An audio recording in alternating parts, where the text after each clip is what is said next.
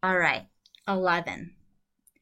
I'm just going to go and read the last sentence because sometimes this is a trick I do just to figure out what I'm supposed to be looking at, especially when a question is really long. This question says, which of the following is the best way to decrease margin of error? Decreasing margin of error is that same question about making my confidence interval narrower, right? So how am I going to make a confidence interval narrower? If we want to read a little bit closer, we also see that we're doing this confidence interval for a mean. So we could even bring in our formula if we wanted to, right?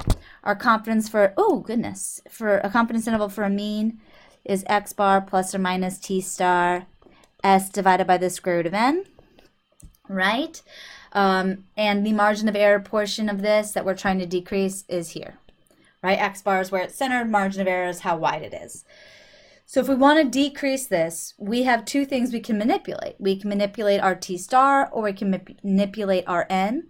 As we've seen before, we can decrease our confidence level, a trade-off, right?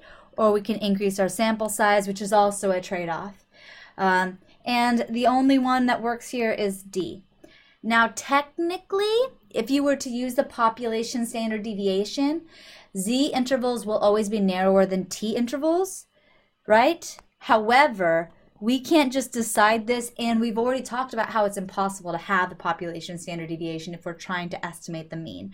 So even though B would end up with a narrower interval, it is definitely not the best way to do that, and it's an impossible way to do that as well. So let's just do 12 while we're at it.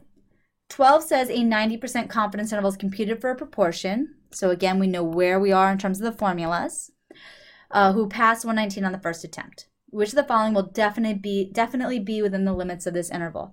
So this is again about that sweet drawing that we saw earlier. P hat's in the middle, then we're going to add a margin of error, we're going to subtract a margin of error. And based on this, which of these is always going to be in the middle? P hat, because it is the middle, the sample proportion.